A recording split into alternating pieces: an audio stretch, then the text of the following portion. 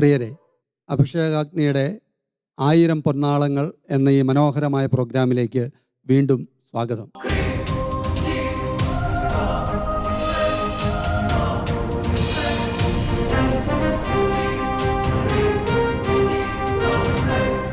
അഭിഷേകാഗ്നിയുടെ 1000 പൊന്നാളങ്ങൾ, അതെ, ആവർത്തനമില്ലാതെ 1000 എപ്പിസോഡുകൾ പൂർത്തിയാക്കുമ്പോൾ അനേകർക്ക് അനുഗ്രഹമായി മാറിയ ഈ ആത്മീയ ശുശ്രൂഷയുടെ അമരക്കാരൻ നമ്മോടൊപ്പമുണ്ട്.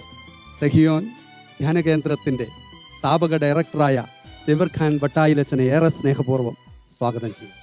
ഒപ്പം സഹിയോൻ ധ്യാനകേന്ദ്രത്തിൻ്റെ ഇപ്പോഴത്തെ ഡയറക്ടറായ ഫാദർ സൂജി ഒലിക്കിലച്ചനെയും ഈ സഹിയോനിൽ വചനം പ്രഘോഷിക്കുന്ന പ്രിയപ്പെട്ട സാംസൺ മണ്ണൂരച്ചനെയും വട്ടായിലച്ചൻ്റെ കൂടെ ആദ്യകാലം മുതൽ ഉണ്ടായിരുന്ന പ്രിയപ്പെട്ട സിസ്റ്റർ ബെനീറ്റായെയും പ്രത്യേകമായിട്ട് സ്വാഗതം ചെയ്തു കൊടുക്കും. ബിനോയച്ചനും ഒരു 3 മിനിറ്റുള്ള ഒരു ബ്ലെസ്സിങ് ടോക്ക്, അത് 1000 എപ്പിസോഡ് പൂർത്തിയായി കഴിഞ്ഞപ്പോൾ അച്ഛനതിൽ ആശംസയും പ്രാർത്ഥനയൊക്കെ ഒരു വീഡിയോ കണ്ടിരുന്നു.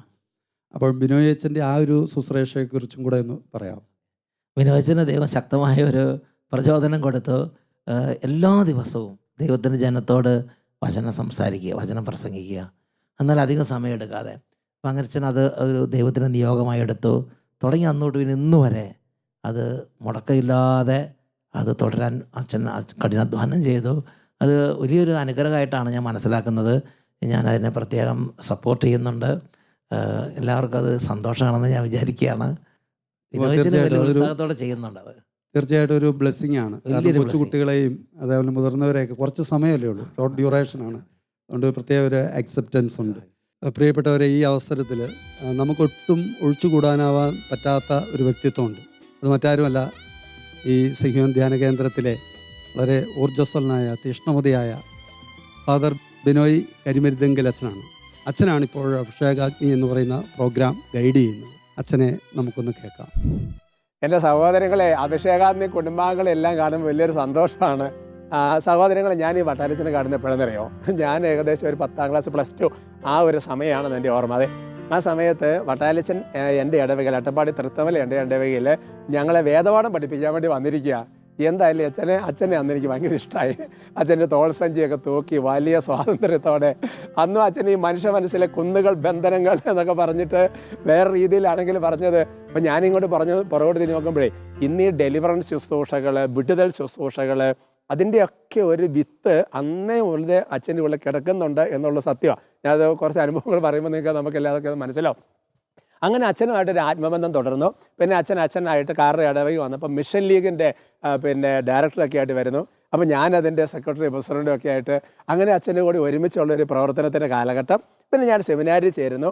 സെമിനാരിൽ ചേർന്ന അവധിക്കാലത്ത് സഹിയോൻ ധ്യാന കേന്ദ്രത്തിൽ അച്ഛനോട് ഇടയ്ക്കിടയ്ക്ക് വരുന്നു. പിന്നെ റീജൻസി ഈ കാലഘട്ടത്തിൽ ഇവിടെ വന്നു. അങ്ങനെയാണ് വാസ്തവത്തിൽ ഇതിൻ്റെ എല്ലാം ഒരു തുടർച്ചയെന്ന് പറയുന്നത്. അപ്പോൾ അച്ഛൻ്റെ അന്നത്തെ കാലത്തെ പരിശീലനമൊക്കെ ഒരു പ്രത്യേക പരിശീലനമാണ്. ഞാൻ ഓർക്കാണ്, മംഗലണ്ടാം പള്ളിയിൽ എന്നെ ഒരു ധ്യാനത്തിന് ഇടവക ധ്യാനം കണ്ട് പഠിക്കാൻ വേണ്ടി കൊണ്ടുപോയതാണ്.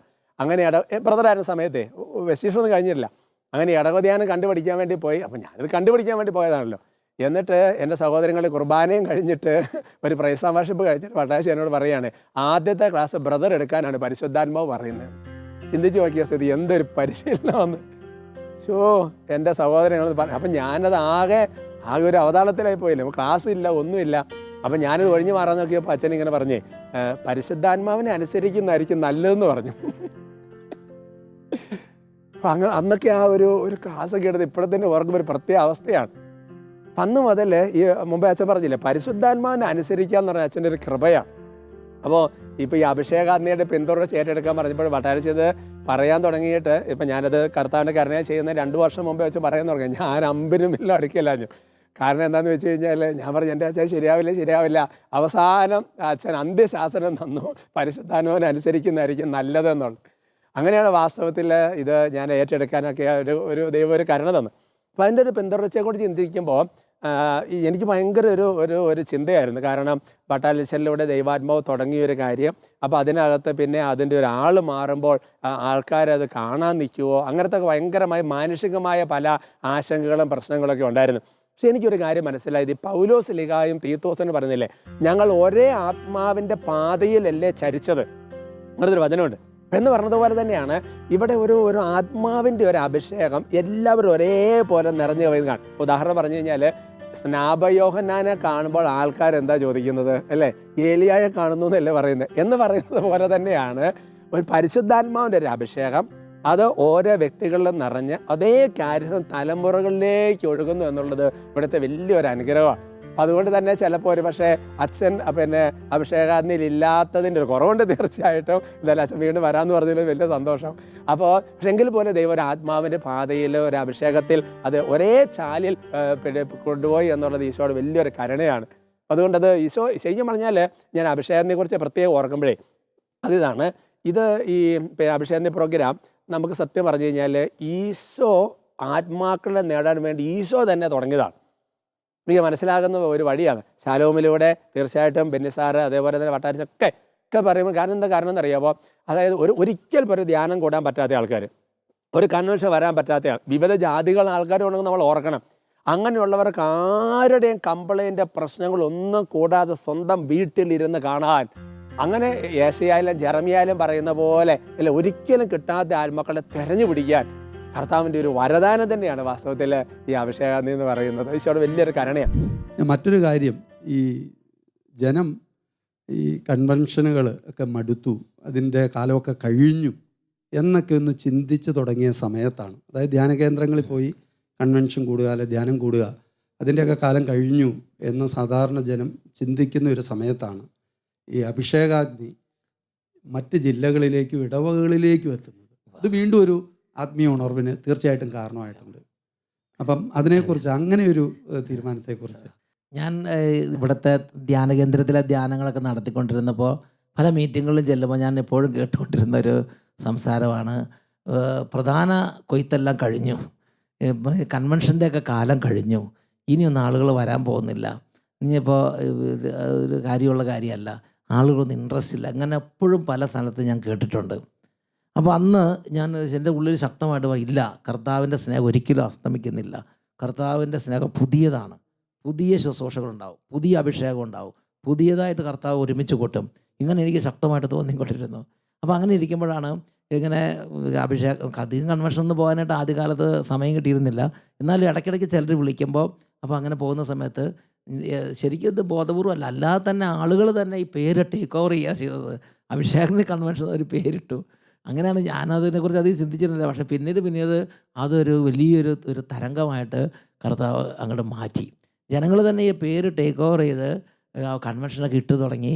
അങ്ങനെ പിന്നെ അവസാനം ഒരു ഇത് വെച്ചു, 5 ദിവസം ഞാൻ ഫുള്ളുള്ള കൺവെൻഷന് അഭിഷേകത്തിന് കൺവെൻഷൻ എന്ന് പേര് കൊടുക്കാനും ബാക്കി കൺവെൻഷനൊക്കെ വേറെ ഏതെങ്കിലുമൊക്കെ പേരിൽ നടത്താനൊക്കെ ആയിട്ട് ഒരു നിർദ്ദേശം പിന്നെ ഞാൻ കൊടുക്കുകയുണ്ടായി. അപ്പോൾ ഏറ്റവും പ്രധാനപ്പെട്ട കാര്യം, ഇത് വൈഡായിട്ട് എല്ലാ ജനങ്ങളും സ്വീകരിച്ചു. കൺവെൻഷനിൽ ചെന്നുമ്പോൾ ഇതിന് കൺവെൻഷൻ മുമ്പ് ഒത്തിരി പ്രാർത്ഥിക്കാനായിട്ട് കർത്താവ് നിർദ്ദേശം തരും. അതിനുവേണ്ടി കുറേ നാളുകൾ നിന്ന് പ്രാർത്ഥന ഒരുക്കും. അപ്പോൾ അതിന് ശേഷം ചെല്ലുമ്പോൾ ദൈവത്തിൻ്റെ ആത്മാവ് എന്താ പറയണത്, ദൈവത്തിൻ്റെ ആത്മാവ് കൽപ്പിച്ചു, അവർ ഒരുമിച്ച് കൂട്ടപ്പെട്ടു എന്ന് പറഞ്ഞ പോലെ ജനം എല്ലാ ഭാഗത്തുനിന്ന്, എല്ലാ പ്രായത്തിലുള്ളവർ, കുട്ടികൾ, യുവജനങ്ങൾ, പിന്നെ മുതിർന്നവർ, കുടുംബങ്ങൾ, രോഗികൾ, ആരോഗ്യമുള്ളവർ, എല്ലാവരും കൂടെ കൺവെൻഷൻ ഗ്രൗണ്ടിലേക്ക് ഒഴുകി വരുന്ന കാഴ്ചയാണ് അഭിഷേകത്തിന് കൺവെൻഷനിൽ പിന്നെ കാണാൻ സാധിച്ചത്. തീർച്ചയായിട്ടും നല്ലൊരു അനുഭവമായിരുന്നു. കാരണം ഇത് കേരളത്തിൻ്റെ വിവിധ ഭാഗങ്ങളിൽ നിന്ന് ഈ ധ്യാന കേന്ദ്രത്തിലേക്ക് ഒത്തിരി ആളുകൾ എത്തുന്നു. പക്ഷെ അത് മാറിയിട്ട് ഓരോ ഇടവകയും കേന്ദ്രീകരിച്ച് അവിടെയുള്ള എനിക്ക് തോന്നുന്നു 15,000 പേരൊക്കെ കൂടുന്ന കൺവെൻഷനുകളാണ് നടക്കുന്നത്. ഇതിനൊക്കെ സപ്പോർട്ട് ചെയ്യാനായിട്ട് എനിക്ക് തോന്നുന്നു സംസനത്തിനും കൂടെ ഉണ്ടായിരുന്നു. അച്ഛൻ ഇതിനെക്കുറിച്ചുള്ള ഒരു അനുഭവം സാറ് മുമ്പ് സൂചിപ്പിച്ചതുപോലെ അച്ഛനെ കൈമാറ്റം ചെയ്യപ്പെടുന്നത് ഇങ്ങനെ തലമുറകളിലേക്ക് ആ ഒരു ശുശ്രൂഷ, അച്ഛൻ്റെ ഒരു മനസ്സിൽ പരിശുദ്ധാത്മ കൊടുത്ത പ്രേരണ എനിക്ക് മനസ്സിലാകുന്നത് ആത്മാക്കൾ നേടുക. അപ്പം അതിന് ധാരാളമായിരിക്കും. ഇപ്പം ഞാൻ സോചിച്ചിന് മറ്റ് ഒത്തിരി അച്ഛന്മാർ ഈ ഇവിടുന്ന് ശുശ്രൂഷ അച്ഛനിൽ നിന്ന് ഈ ഒരു പ്രചോദനം കിട്ടി പോകുന്നുണ്ട്. അപ്പോൾ ഈ ശുശ്രൂഷ ചെയ്യുന്നവരുണ്ട് ധാരാളം പേര്. ഈ അഭിഷേകാഗ്നിക്കാണെങ്കിലും അച്ഛനോട് പോകുമ്പോൾ നമ്മൾ മുമ്പോട്ട്, നമുക്ക് ഭയങ്കര ഭയമായിരിക്കും കയറാനൊക്കെ ആയിട്ട്, മുമ്പോട്ട് ഓരോന്നും കയറി ചെയ്യാൻ പറഞ്ഞ് ചെയ്യിപ്പിക്കും. അങ്ങനെ ചിലപ്പോൾ നമ്മൾ തന്നെ ചിന്തിക്കാൻ പറ്റും എവിടുന്ന ജനം വരുന്നത് നമുക്ക് പറയാൻ പറ്റാത്ത ജനം, നമ്മളൊന്നും ചെയ്യേണ്ട, പക്ഷെ ചെയ്യുന്ന പ്രാർത്ഥന മാത്രമേ ഉള്ളൂ. അപ്പോൾ എന്നാലും അത്രയും മുമ്പിൽ നിൽക്കുമ്പോഴും തൊട്ടടുത്ത് നിൽക്കുന്ന വൈദികർ, അൽമായർ, അവിടെയുള്ള എല്ലാവരെയും അതിനൊപ്പം നിർത്തി ഒരു ശുശ്രൂഷ. അതിൻ്റെ ഒറ്റ ഒരു ലക്ഷ്യം മാത്രമാണ് അച്ഛനുള്ളത്, ആത്മാക്കളെ നേടുക. അതിന്നും തുടരുന്നത്. അതാണ് എനിക്ക് അച്ഛനോട് ഇങ്ങനെ ചേർന്ന് നിൽക്കാനായിട്ടുള്ള വലിയൊരു പ്രചോദനം. പിന്നെ ഇപ്പം ഇവിടെ അഭിഷേകാഗ്നി എപ്പിസോഡിൽ എടുക്കുമ്പോഴാണെങ്കിൽ പോലും അച്ഛനൊന്ന് ചെറിയൊരു ഇൻട്രഷൻ കൊടുത്തിട്ട് ഇനി അതിനെക്കുറിച്ച് സാംസച്ചൻ പറയും. അഭിഷേക് ഞാനൊരു കുറേ 8-9 എപ്പിസോഡിൽ ഞാൻ വന്നിട്ടുണ്ട് അഭിഷേകാഗ്നിയിൽ തന്നെ. അല്ലെങ്കിൽ സാംസച്ചൻ വരും എന്ന് പറഞ്ഞാൽ അല്ലെങ്കിൽ പിന്നെ ഒഴിച്ചനും അങ്ങനെ കൂടെ നിർത്തി. പിന്നെ സോജിച്ചിനാണെങ്കിലും ഇനി അടുത്തത് സോജിച്ചിനായിരിക്കും ഇതിനെക്കുറിച്ച് കൂടുതൽ പറയുന്നത്. ഞാനൊക്കെ ചിന്തിക്കാറുണ്ട് ഇത്രയും വലിയൊരു ശുശ്രൂഷയിൽ നമുക്ക് എന്താണ്, പക്ഷെ അച്ഛൻ അതൊന്നുമില്ല, അത് ഇനി സാംസച്ചനങ്ങ് പറയുക. അതുകൊണ്ടാണ് ഈ അഭിഷേകാഗ്നിയിൽ ഈ ഇത്രയൊരു ആത്മാവിൻ്റെ അഭിഷേകം വ്യാപരിക്കുന്നതാണ് എനിക്ക് മനസ്സിലാക്കാൻ പറ്റുന്നത്. അതൊരു വലിയ തുറവിയാണ് രണ്ട് ഭാഗത്തും എന്ന് പറഞ്ഞു കഴിഞ്ഞാൽ കൂടെ നിൽക്കുന്ന വൈദികർക്കും അതേപോലെ തന്നെ അൽമായർക്കും ഒരു വലിയൊരു അവസരവും തുറവിയുമാണ്. അതേപോലെ ഞങ്ങളെ സംബന്ധിച്ച് ഞങ്ങളുടെ ഭാഗത്ത് നിന്ന് നോക്കിക്കാണുമ്പോൾ ഈ കുടുംബങ്ങളിൽ ഇപ്പോൾ ഒരു ധ്യാനത്തിന് വരുമ്പോൾ കൊച്ചുകുട്ടികളെ പിറക്കൊന്നും വരാനായിട്ട് ഭയങ്കര ബുദ്ധിമുട്ടാണ് നമുക്ക്. അതേപോലെ തന്നെ കുറച്ചും കൂടെ പ്രായമായുള്ളവർക്കൊക്കെ ഇവിടെ വന്ന് താമസിക്കാനും ബുദ്ധിമുട്ടാണ്. പക്ഷേ ഇടവകയിൽ ഇതേപോലെ ഒരു കൺവെൻഷൻ ഉള്ളപ്പോൾ ഓരോ വർഷവും അതിന് വേണ്ടിയിട്ട് നമ്മൾ കാത്തിരിക്കുകയും കൊച്ചു കുട്ടികളും പോലും അതിൽ വന്ന് പങ്കെടുക്കുക. അപ്പം മുന്നോട്ടുള്ള അവരുടെ യാത്രയിലും ഇത് ഒരു വലിയൊരു ആത്മീയ നിറവാണ്. പ്രത്യേകിച്ച് യുവാക്കൾ അവരുടെ ഇടവകകളിൽ ധാരാളം മൂവ്മെൻറ്റുകൾ സ്റ്റാർട്ട് ചെയ്യാനായിട്ട് ഇടയാക്കിയിട്ടുണ്ടെന്നാണ് എനിക്ക് തോന്നുന്നത്. അച്ഛൻ അതിനെക്കുറിച്ച് രജിച്ചൻ. അഭിഷേകാഗ്നി ബൈബിൾ കൺവെൻഷനുകൾ ഈ പറഞ്ഞ പോലെ അനേക രാജ്യങ്ങളിൽ ശക്തമായിട്ട് കർത്താവ് കൊണ്ടുവന്നു. കഴിഞ്ഞ ദിവസം ഓർക്കാണ് ആലഞ്ചേരി പിതാവ് അഭിനന്ദി പിതാവ് ഒരു ശുശ്രൂഷയ്ക്കിടയ്ക്ക് പറഞ്ഞത് അനേക രാജ്യങ്ങളിൽ ചെറുപ്പക്കാരെയും അതുപോലെ തന്നെ കുട്ടികളെയും കുടുംബങ്ങളെയൊക്കെ ശക്തിപ്പെടുത്താനായിട്ട് അഭിഷേകാഗ്നി കൺവെൻഷനും മറ്റുള്ള ശുശ്രൂഷ ഉപകരിച്ചു എന്ന് പിതാവ് പറഞ്ഞാൽ ഓർക്കാണ്. അപ്പോൾ അതേപോലെ ഈ ഒരു ശുശ്രൂഷയിലൂടെ അനേകം പേര് യേശുവിനെ അറിയാൻ, പ്രത്യേകിച്ച് അനേക രൂപതകളിലുള്ള കൺവെൻഷനുകൾ, അതുപോലെ തന്നെ അതിലൂടെയൊക്കെ ഒരു രോഗശാന്തികൾ മാത്രമല്ല വലിയ മാനസാന്തരങ്ങൾ. അതോടൊപ്പം തന്നെ അച്ഛൻ ഇങ്ങനെ ശുശ്രൂഷയ്ക്ക് വേണ്ടി പോകുമ്പോൾ ബാക്കിയുള്ള പല മൂവ്മെൻറ്റ്സിനെയും കൂടെ കൊണ്ടുപോകാറുണ്ട്. എന്താ പറഞ്ഞാൽ ഫിയാത്ത് മിഷന്, അല്ലെങ്കിൽ ബാക്കിയുള്ള പിന്നെ ധോണിയിലുള്ള റെനീച്ചനോടുള്ള ശുശ്രൂഷകൾ, അങ്ങനെ പലരെയും പരിചയപ്പെടുത്തി അവരുടെ സ്റ്റാളിടുകയും ക്രിസ്ത്യൻ അങ്ങനെ എല്ലാവരോടും ഒരു തുറവി അച്ഛൻ കാണിക്കുകയായിരുന്നു അങ്ങനെ ശുശ്രൂഷ. അപ്പോൾ അത് വലിയൊരു അനുഗ്രഹം. അങ്ങനെ എല്ലാ പരിശുദ്ധാത്മാവ് എല്ലാ മൂവ്മെൻറ്റ്സിനോടുള്ള സ്നേഹം അത് പരിശുദ്ധാത്മാവ് അച്ഛന് കൊടുത്ത ഒരു തുറവിയാണ്. അതനുസരിച്ച് ശുശ്രൂഷക്കെല്ലാം വലിയൊരു തുറവിയും പരിശുദ്ധാത്മാവ് നൽകി. അച്ഛൻ്റെ ഒരു സ്നേഹം അതാണ് എല്ലാറ്റിനും മേലയിൽ ഇങ്ങനെ നിൽക്കുന്നത്. അതൊരു ഭയങ്കര ഒരു അനുഭവം തന്നെയാണ്. എന്താണ് ഇത്രമാത്രം ഒരു ഈശോ സ്നേഹിക്കുന്ന പോലെ സ്നേഹിക്കാനുള്ള വലിയൊരു കൃപ. ഇപ്പം ഇവിടെ എല്ലാവരും സൂചിപ്പിച്ചതുപോലെ കൂടെ നിൽക്കുന്നവരെയൊക്കെ വളർത്തുന്നൊരു സ്നേഹം. അതേപോലെ തന്നെ എനിക്ക് തോന്നുന്ന യുവാക്കൾ ഭയങ്കരമായിട്ട് അച്ഛൻ്റെ കൂടെ എന്ന് കാണാം. എനിക്ക് തോന്നുന്നു തീർച്ചയായിട്ടും ഈ PDM-ഉം അതുപോലെ തന്നെ സിസ്റ്റേഴ്സിൻ്റെ കോൺഗ്രിഗേഷനും ഒക്കെ ഉണ്ടാകുന്നത് ഈ യുവാക്കൾ അച്ഛൻ്റെ സ്നേഹത്തിലും അതുപോലെ എളിമയിലും ഒക്കെ ഒത്തിരി ആകൃഷ്ടരായിട്ട് ഇങ്ങനെ കൂടുമ്പോൾ അവർക്ക് വേണ്ടിയിട്ട് എന്തെങ്കിലുമൊക്കെ ചെയ്യണോ അല്ലേ, അങ്ങനെയൊക്കെയുള്ള എല്ലാവരെയും വളർത്തുന്ന ഒരു സ്നേഹം ഇന്ന് നമുക്ക് ലോകത്ത് കാണാനായിട്ട് ഭയങ്കര ബുദ്ധിമുട്ടാണ്. എന്താണ് അതിന് പിന്നിലുള്ള ഒരു ഞങ്ങൾക്കിതെങ്ങനെ പ്രാപിക്കാം? സ്നേഹം എനിക്ക് ഒന്നുമില്ല, ദൈവം ആഗ്രഹിക്കുന്നതിൻ്റെ ഒരംശം പോലും ആയിട്ടില്ല. എന്നേക്കാളും സ്നേഹമുള്ളവരാണ് സോജി അച്ഛനും പിന്നെ വിനോയച്ചനും താമസച്ചനൊക്കെ. ഭയങ്കരമായിട്ട് അവർ ആ കൃപ കർത്താവിൽ നിന്ന് സ്വീകരിച്ചിട്ടുണ്ട്, വിനിറ്റാമയും. പിന്നെ എനിക്ക് എന്താ വെച്ചാൽ ഇടവകയിലാണെങ്കിലും അതിന് ശേഷം ശുശ്രൂഷ വന്നിട്ടാണെങ്കിലും എനിക്ക് മജോറിറ്റി അൽമാരിൽ നിന്നും അനുഭവപ്പെട്ടിരിക്കുന്നത് ഭയങ്കരമായൊരു പോസിറ്റീവായൊരു സമർപ്പണവും കമ്മിറ്റ്മെൻറ്റും വിശ്വസ്തതയും സ്നേഹവും. അതിൽ നിന്നാണ് എനിക്ക് കൂടുതൽ, കാരണം ദൈവത്തിൻ്റെ സ്നേഹാനുഭവം ഉണ്ട്, ചെറുപ്പം തൊട്ട് തന്നെയുള്ള പ്രാർത്ഥനയും കാര്യങ്ങൾ, അത് വേറൊരു മേഖല. പക്ഷെ അതുണ്ടെങ്കിലും അത് ശരിക്കും പ്രാക്ടിക്കലായിട്ട് ശുശ്രൂഷയിൽ ആത്മാരെയും മറ്റുള്ളവരെയൊക്കെ കൂടെ നിർത്തി മുൻനിരയിൽ കൊണ്ടുവരാനായിട്ട് ശക്തമായിട്ട് പ്രചോദനമാകുന്നത് ഈ അൽമായരുടെ ആഴമേറിയ സമർപ്പണം. അവരുടെ പ്രത്യേകിച്ച് എൻ്റെ കൂടെ വന്ന ഒരു ഒട്ടുമിക്കാലും അപൂർവം ചിലരൊഴിച്ച് ഒട്ടുമിക്ക നല്ലൊരു ശതമാനം അൽമായരും സിൻസിയറായിരുന്നു, വളരെ ജെനുവിനായ ആത്മാക്കളായിരുന്നു. അവർ വേറെ ഒന്നുമില്ല, അവർക്ക് ശുശ്രൂഷ വിജയിപ്പിക്കണം, കർത്താവിനെ സ്നേഹിക്കണം, കർത്താവിൻ്റെ ശുശ്രൂഷ, കർത്താവിൻ്റെ നാമം, കർത്താവിൻ്റെ രാജ്യം, അത് മാത്രം താല്പര്യമുള്ളായിരുന്നു, വളരെ ജെനുവിനായ. അപ്പം അതുകൊണ്ട് അതിൽ പിന്നെ ഇവരെ കണ്ണുടച്ച് എല്ലാം മറന്ന് സ്നേഹിക്കാനൊക്കെ ഉള്ളൊരു ഒരു തുറവി പരിശുദ്ധാത്മാവ് അതിലൂടെ നൽകി. പിന്നെ എന്നാലും ദൈവം ആഗ്രഹിച്ച പോലെ ഒന്നും സ്നേഹിക്കാനായിട്ടില്ല, ഒരംശമായിട്ടുള്ളൂ.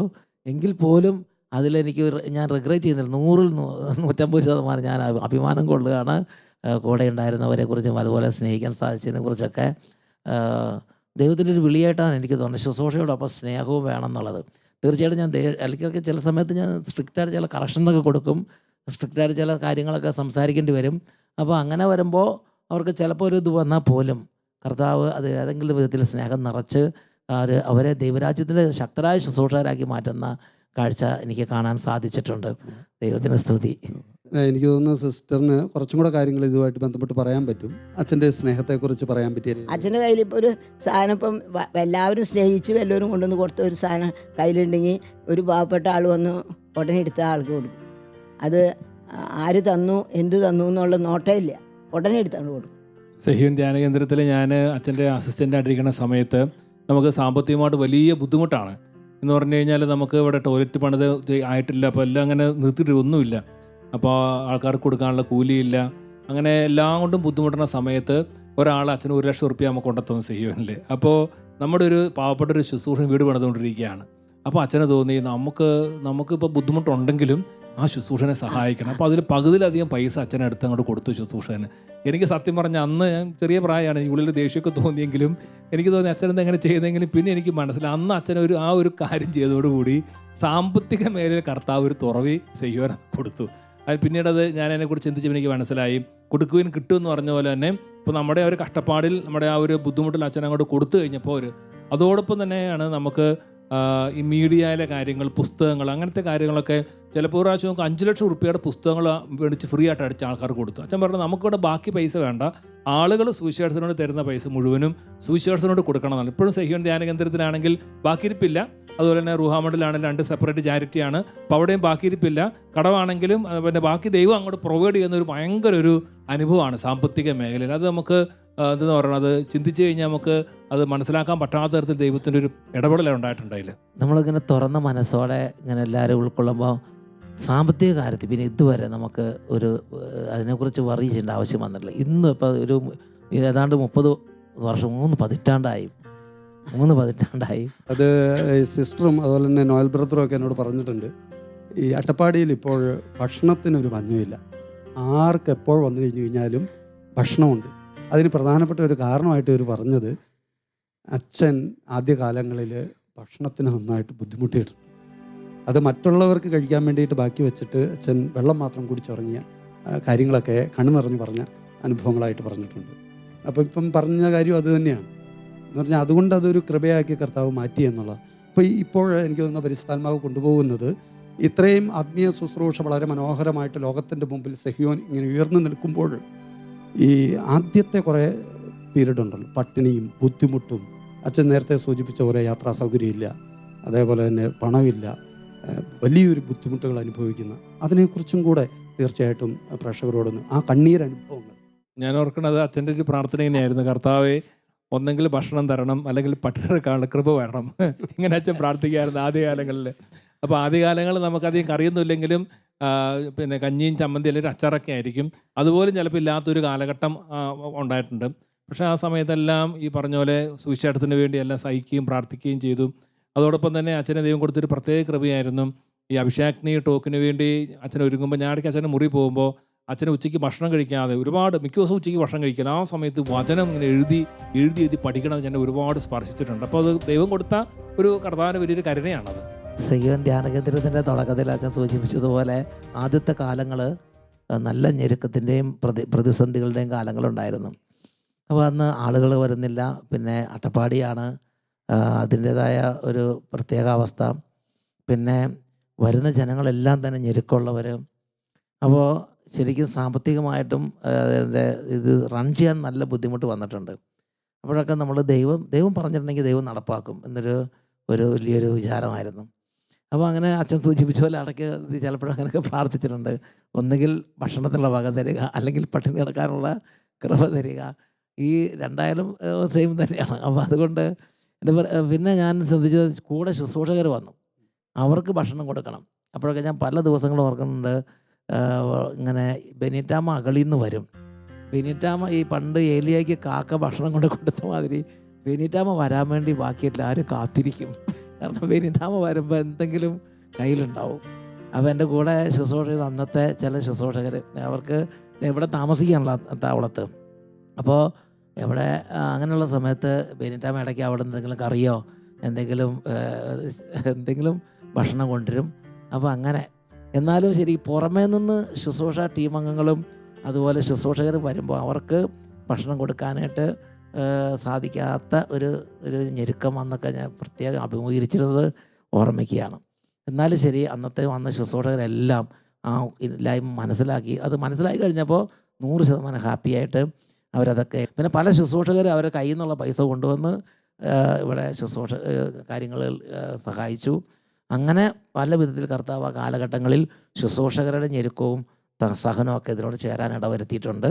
അതേസമയം ഒരാൾ നീതിയല്ലാത്ത പൈസ തരാൻ തീരുമാനിച്ചിട്ടുണ്ടെന്ന് വിചാരിക്കും, നമുക്ക് ആ പൈസ പട്ടാച്ചൻ മേടിക്കില്ല. ദൈവത്തിന് നിരക്കാത്ത കാര്യങ്ങൾ ഒന്നും അച്ഛൻ ഈ കാര്യത്തിൽ പങ്കില്ല. ആദ്യ കാലഘട്ടത്തിൽ കർത്താവ് അങ്ങനെ ഒരു പ്രത്യേക പ്രചോദനം ഉണ്ടായിരുന്നു. ബാറ് നടത്തുന്നവരുടെ പണം, അതുപോലെ തന്നെ അനർഹമായ രീതിയിൽ ഉണ്ടാക്കുന്ന പണം, പിന്നെ അങ്ങനെയുള്ള പണങ്ങൾ, ലോട്ടറി എടുത്തുണ്ടാക്കുന്ന പണം, അതൊന്നും ശുശ്രൂഷയ്ക്ക് ഇവിടേക്ക് മേടിക്കണ്ട, അത് അട്ടപ്പാടിക്ക് വേണ്ട എന്ന് അന്ന് അത് എല്ലാ ധ്യാനത്തും നമ്മൾ അനൗൺസ് ചെയ്യാറുണ്ട്. നിങ്ങൾ നേർച്ചയിടുകയോ സംഭാവനയോ ചെയ്യുകയാണെങ്കിൽ ഈ ലോട്ടറി എടുത്തുണ്ടായ പണം, അതുപോലെ തന്നെ ബാറ് നടത്തിയ പണം, അനർഹമായി ഉണ്ടാക്കിയ പണം, അതൊന്നും ഇവിടേക്ക് ശുശ്രൂഷയ്ക്ക് കർത്താവ് ആഗ്രഹിക്കുന്നില്ല, അത് വേണ്ട എന്ന് തന്നെ എല്ലാ ധ്യാനത്തിലും നമ്മളത് അനൗൺസ് ചെയ്യാറുണ്ട്. ശരി, അതേക്കാളും ഈ കാലഘട്ടത്തിലേക്കുള്ളൊരു മെസ്സേജും കൂടിയാണ്. കാരണം എത്ര വലിയ ബുദ്ധിമുട്ടുണ്ടായാലും ദൈവത്തിന് ഹിതമല്ലാത്ത, ഇഷ്ടമില്ലാത്ത ഒരു പൈസ, ഒരു സമ്പത്ത് നമ്മുടെ വീടുകളിൽ ഉണ്ടാകരുത് എന്നുള്ളത് അതൊരു വലിയ മെസ്സേജ് തന്നെയാണ്. തീർച്ചയായിട്ടും ഈ ഒരു അനുഭവങ്ങളിലൂടെ പരിശുദ്ധാത്മാവ് ഇപ്പോൾ വെളിപ്പെടുത്തി തരുന്നതാണ്. അതേപോലെ തന്നെ ഇപ്പോൾ എല്ലാവരും പറഞ്ഞു, അൽമായരെ കൂടുതൽ മുന്നോട്ട് കൊണ്ടുവരാൻ വേണ്ടിയിട്ടുള്ള ഒരു വലിയ ശ്രമവും വലിയൊരു ഉത്സാഹവും വലിയൊരു ദാഹവും ഒക്കെ അച്ഛനിൽ കാണുന്നുണ്ട്. ഈ കാലഘട്ടത്തിൽ ഈ അൽമായരുടെ പ്രസക്തി ഈ ഒരു സുവിശേഷവൽക്കരണത്തിൽ എത്രമാത്രം ഉണ്ടെന്ന് അച്ഛൻ? അത് വളരെ വലിയൊരു വിഷയമാണത്. സത്യത്തിൽ സഭ ഒരുപാട് ഗൗരവത്തിൽ ചിന്തിക്കേണ്ടതും ഒരുപാട് ഇമ്പോർട്ടൻസ് കൊടുത്ത് ബോധപൂർവം പരിശ്രമിച്ച് ഉണർത്തേണ്ടതുമായ ഒരു പ്രധാന മേഖലയാണ് അൽമായർക്ക് ദൈവരാജ്യ ശുശ്രൂഷകളിലുള്ള പങ്കാളിത്തം. അട്ടപ്പാടിയിലെ ശുശ്രൂഷ ആരംഭിച്ച സെഗിയോൻ ധ്യാനകേന്ദ്രം തുടങ്ങി അന്ന് തൊട്ട് തന്നെ കർത്താവ് നേരിട്ട് തന്നെ മനസ്സിൽ ശക്തമായി തന്ന ബോധ്യമാണ് അൽമായർക്കുള്ള വലിയ പ്രാധാന്യം. അവരെയും സുവിശേഷ ശുശ്രൂഷ പങ്കാളികളാക്കണം. ഒരച്ഛനാണെങ്കിൽ ഒരു 100 അൽമായരെങ്കിലും എന്ന പ്രൊപ്പോർഷനിൽ മാക്സിമം അൽമായർക്ക് പങ്കാളിത്തം എന്നൊരിത്. പിന്നെ പരിശുദ്ധാത്മാവിൻ്റെ ഇഷ്ടമാണത്. ഇങ്ങനെയുള്ള കുടുംബങ്ങൾ ശുശ്രൂഷകളിലേക്ക് വരിക. സോജിയച്ചനും കർത്താവ് അത് തന്നെ എൻ്റെ കൂട്ടത്തിൽ വന്ന ആദ്യത്തെ സഹശുശ്രൂഷകനാണെന്ന് പറഞ്ഞ വൈദികനായിട്ട്, പിന്നെ വിനോയിച്ചൻ വന്ന്, റെനിയച്ചൻ വന്ന്, അങ്ങനെയൊക്കെ വന്നു. പക്ഷേ സോജിയച്ചനും കർത്താവ് അതേപോലെ.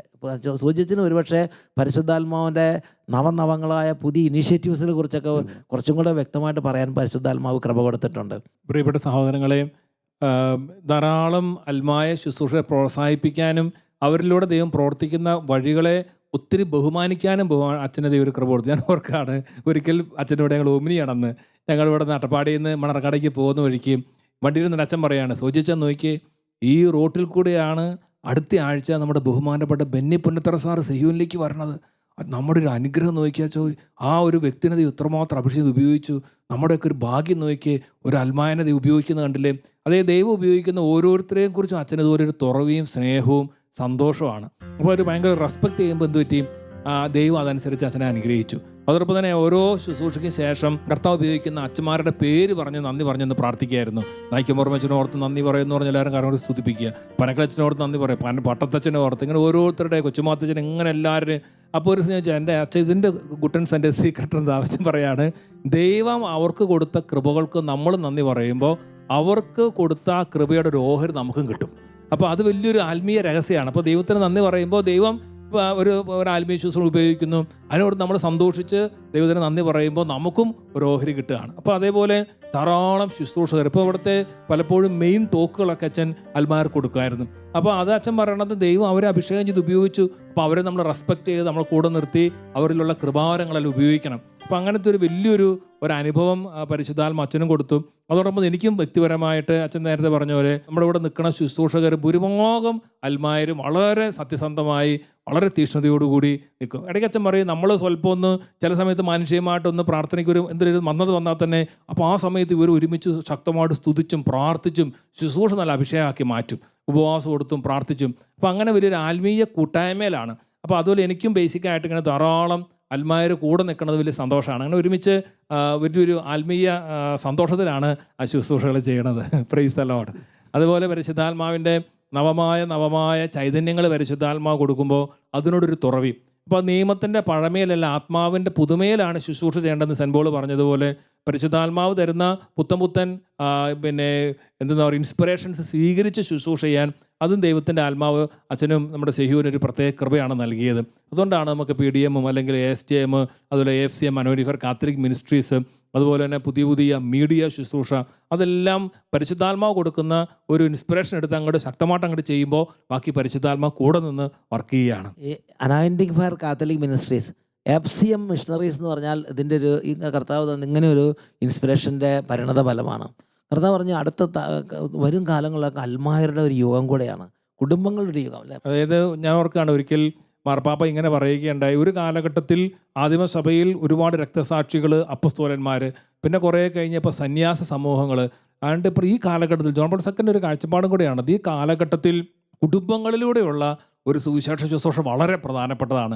ഫാമിലികളായിട്ട് ശുശ്രൂഷ, ഭാര്യ, ഭർത്താവ്, മക്കൾ, ചെറുപ്പക്കാർ, അങ്ങനെയുള്ള ശുശ്രൂഷ വളരെ പ്രധാനപ്പെട്ടാണെന്നൊരു ബോധ്യം നമുക്ക് കർത്താവ് നൽകിയിട്ടുണ്ട്. ഈ ഒരു അനോയിന്റിങ് സോജിച്ചൻ സ്വീകരിച്ചപ്പോൾ UK കണ്ട കാഴ്ച, കുടുംബങ്ങൾ അങ്ങോട്ട് ഉണർന്നു. അപ്പൻ, അമ്മ, മക്കൾ, കുഞ്ഞുങ്ങളെല്ലാം അങ്ങോട്ട് തൂത്തുവാരി ഒരുമിച്ച് വന്ന് ആരാധനയ്ക്ക് രാത്രി മുഴുവൻ ഇരുന്ന് UK വേണ്ടി പ്രാർത്ഥിക്കുക. ഞാൻ ഇപ്പോൾ ഇടയ്ക്ക് സോജിച്ചനെ സന്ദർശിക്കാൻ വേണ്ടി അവിടെ ചെല്ലും. അതൊരു ആത്മീയ കൂട്ടായ്മയാണ്.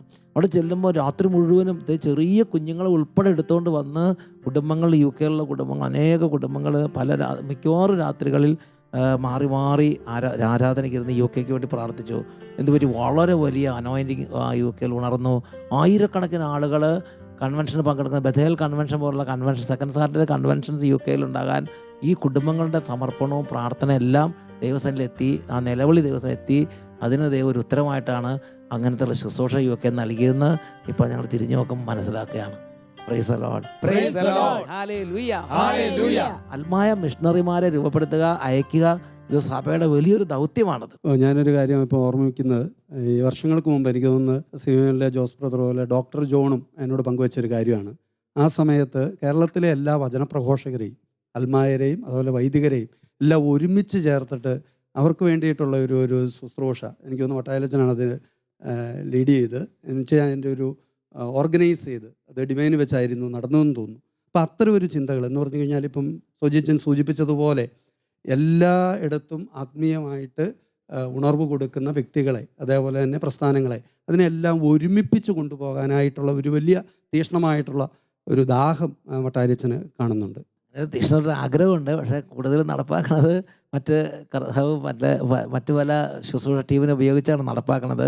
കോട്ടയത്ത് നിന്നുള്ള ക്രിസ്ത്യൻ ടീമുണ്ട്, പിന്നെ ബെന്നിസാറ്, അതുപോലെ തന്നെ സന്തോഷ് ബ്രദർ, ഷക്കീന സന്തോഷ് ബ്രദർ, പിന്നെ വേറെ ഒരുപാട് ഫിയാത്തുകാർ, അങ്ങനെ പലരിലൂടെയും കർത്താവ് അങ്ങനെ അത് നടപ്പാക്കിക്കൊണ്ടിരിക്കുന്നുണ്ട്. എനിക്കങ്ങോട്ട് ഫുള്ളങ്ങോട്ട് ചെയ്യാൻ പറ്റിയിട്ടില്ല, എന്നാലും അതിന് കൂടെ നിൽക്കുന്നുണ്ട് ഞാൻ. Praise the Lord, praise the Lord, hallelujah, hallelujah. നാളെ കൃത്യം ഈ സമയത്ത് നമുക്ക് വീണ്ടും കാണാം എന്ന പ്രത്യാശയോടെ എല്ലാവർക്കും ദൈവകൃപ നേർന്നുകൊണ്ട്, പരിശുദ്ധാത്മാവേ സഹായക, നിരന്തരമെന്നെ സഹായിക്കണേ, നിത്യവും കൂടെ വസിക്കുന്നോനേ, അഭിഷേകത്തിൻ അഗ്നി നിറച്ചിടണേ.